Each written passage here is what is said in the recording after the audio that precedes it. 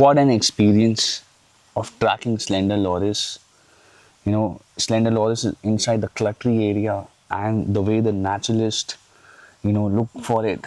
It is The way they look for the eye shine and just grab it right within there seconds. within seconds. It's amazing, and you can see those orange eyes staring at you at night with their flashlight. And it took us at least, even after sighting, it took us 10 minutes to spot.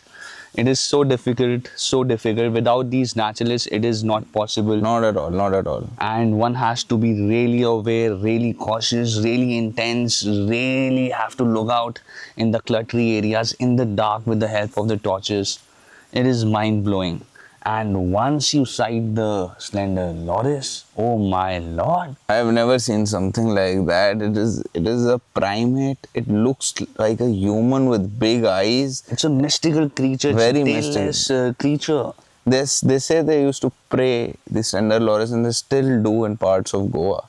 Yeah, the way the loris looks, it has to be prayed for. And I've heard that a lot of dark magic used to happen on the name of slender loris. So we have to discover a lot about it.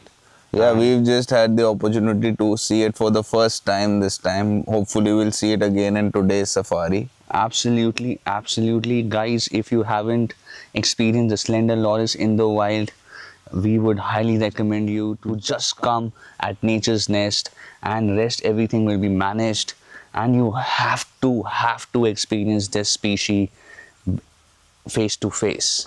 And if you have still not liked, shared, and subscribed our channel, so do hit the subscribe button. It motivates us to create more such videos for you guys and experience more such things and bring that down to your screen. And please leave your feedback in the comment section. Hi, I'm Mirjoy, one of the naturalists at Planet Life Resorts and Experiences.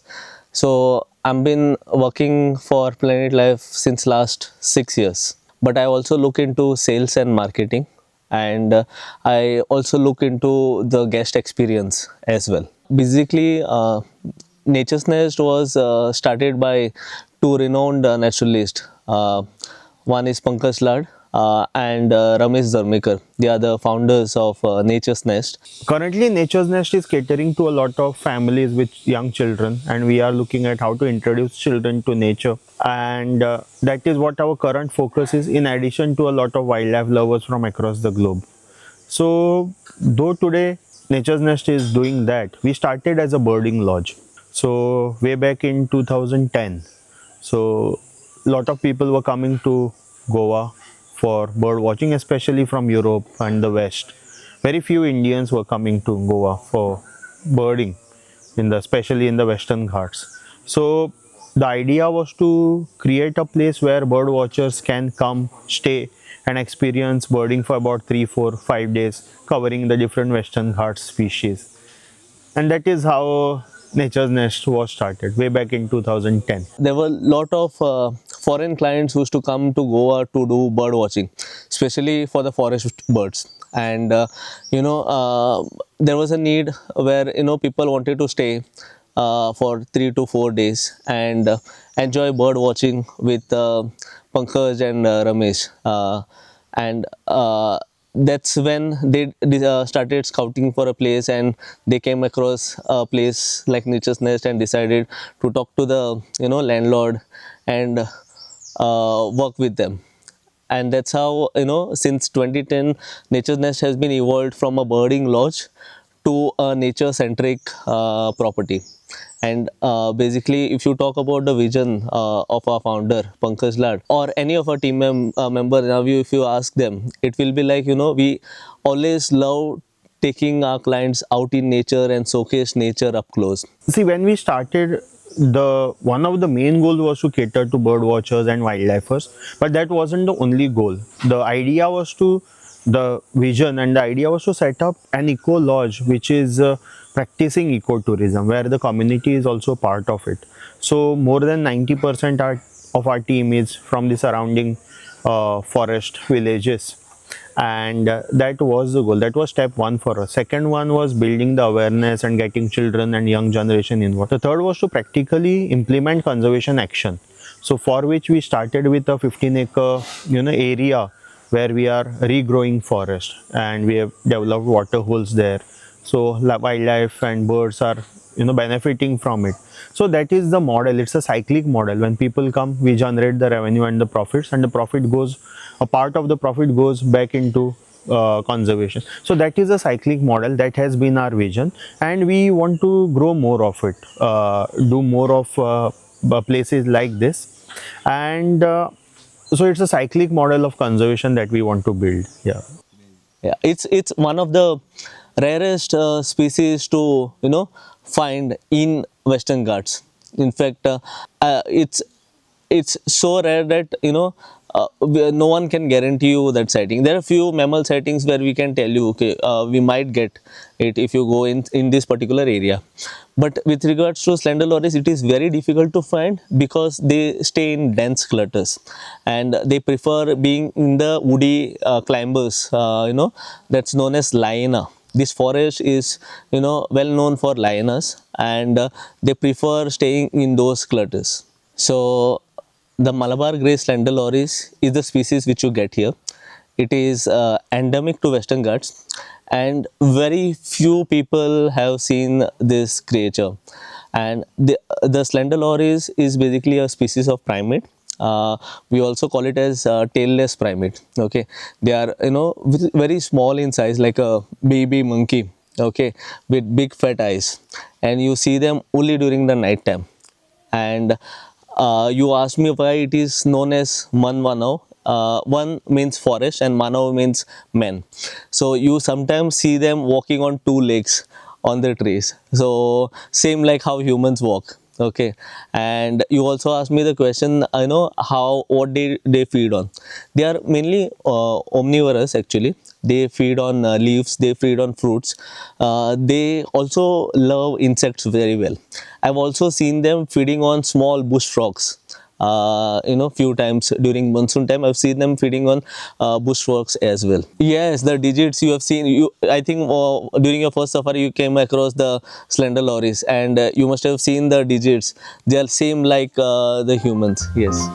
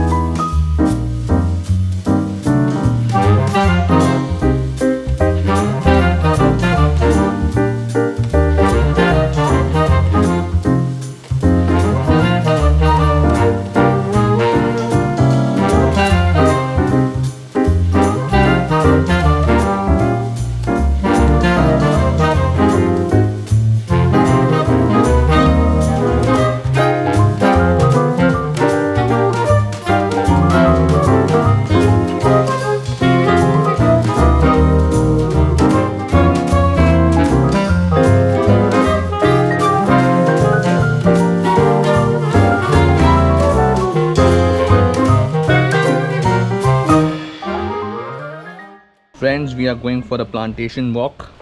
There has been a lot of plantation done on this 5-acre property. Let's meet our naturalist and know more about it. Let's go, guys. So my name is Bhakti, and I'm one of the naturalists over here. So I joined here 3 years back. So I did my master's in zoology, and then I joined here. So here it is called as Sulla or Tambdi Sulla. Tambdi Sulla. So Tambdi meaning red. Here, if you look around, the soil color is red here, and because of it, it has got its name as Tambdi Sulla. And because of this, we can grow mixed cropping over here. And this type of mixed plantation here is called as Kulagar. You can say mixed plantation or the layered plantation. The tallest will be coconut, then the betel nuts, spices, fruiting trees, herbs, shrubs. And you get something or the other produce from this type of plantation throughout the year. So you can smell this and guess, or you can taste this as well. I'm not able to guess.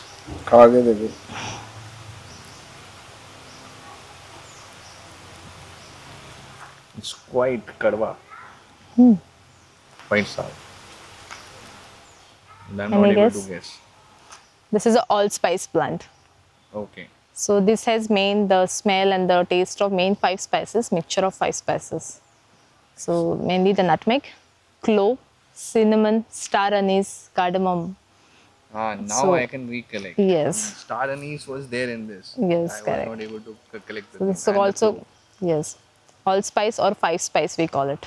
So the plantation was there before, the landlord, because here most of them, they have this type of plantation, Okay. wherein they grow betel nuts, coconut trees simultaneously and all the spices. Betel nut trees, which is you'll find in south of Goa, I mean south of India mostly.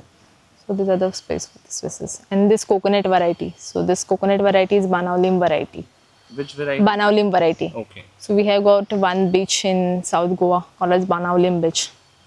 They are called so because they go straight and tall, like बाण के जैसा सीधा और लंबे जाते हैं. Okay. So it's called as Banaulim. So this variety. These coconut trees are endemic. Endemics, yeah. This is second most expensive spice. Second most expensive spice. Yes. First is saffron. This is second most. Saffron is kesar. Yes. That is the first. This is second most. Second one is no. I'm very very poor in kitchen and spices and all. This is vanilla. Ah. So how is vanilla extracted and Yes. made out of this plant? I'll come to that. So this is expensive because this is native to Madagascar, and there the hummingbirds do the pollination of these flowers, and we don't find them here, but there are no natural pollinators, so we have to do it by hand pollination. All right. So once the flower blooms, they bloom like February end till March mid. So once the flower blooms, you have to do within like 8 to 12 hours the hand pollination, and after that you have to keep it for around 6 to 7 months to get those pods. So the process why is it is very expensive. more expensive.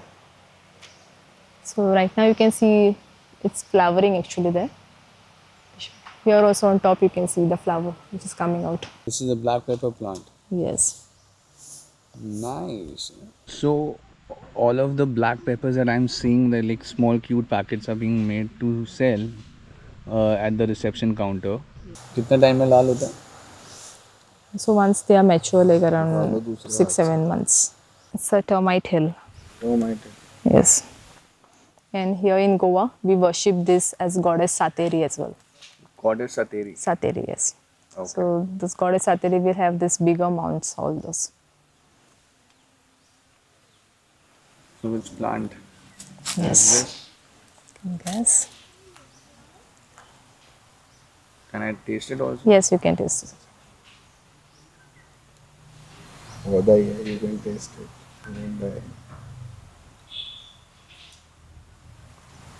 This is something mint. Something. No. This is again a spice. Jaifal or Javitri. Javitri bolte na? Right, right. Yeah, so that's. And for this, the male and female plants are different. So whenever you plant, you have to plant 3-4 together. So that nearby, so that pollination becomes easier. This is betel nut. Yes, this is betel nut. So one thing I've got it right. By looking at the harvest. Another time. Don't taste. This smells like lemongrass only. Belongs to lemongrass family. But it's not lemongrass. This is citronella. Citronella. Oh, nice. Yeah, I was trying to find this plant in Delhi. I'm not able to find. This kokum tree is native to this Konkan region. And what is it used for? So the ripe fruit turns reddish in color when it ripe. So the outer covering of it is dried and used as a dried kokum rinds, which is a substitute for tamarind. So we use it in mainly fish curries and all. And from the inside, say its pulp, the juice has been extracted, and that is used to make kokum sharbat or like sol kadhi.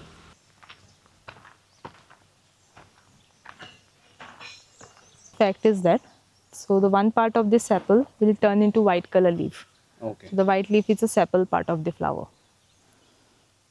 So just to attract insects and all. So during night also you can attract insects. Smart plant. This is the host plant of the commander butterfly. Okay. So there's a butterfly commander which completes its life cycle on this tree.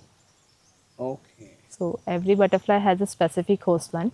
So they go on that particular plant only to complete their life cycle. Which plant again you mentioned this? Gunduri, Gunduri. Brahmi So family it's only. good for the jaundice people also. Jaundice, no, this one is not good. Brahmi kidney is, stones yeah, kidney stone specifically they use this.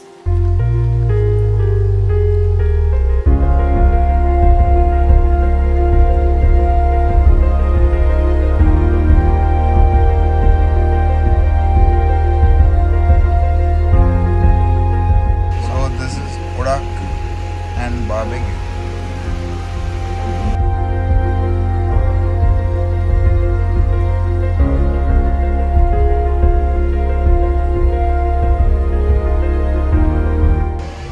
Stop हो गया नहीं अभी वो ये हो गया मतलब stable हो गया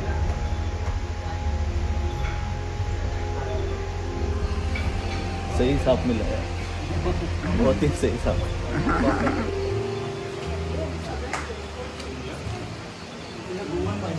पकड़ लो यार पकड़ लो हाँ हाँ major thread in pet trading in हाँ Done? Yeah. We take us more.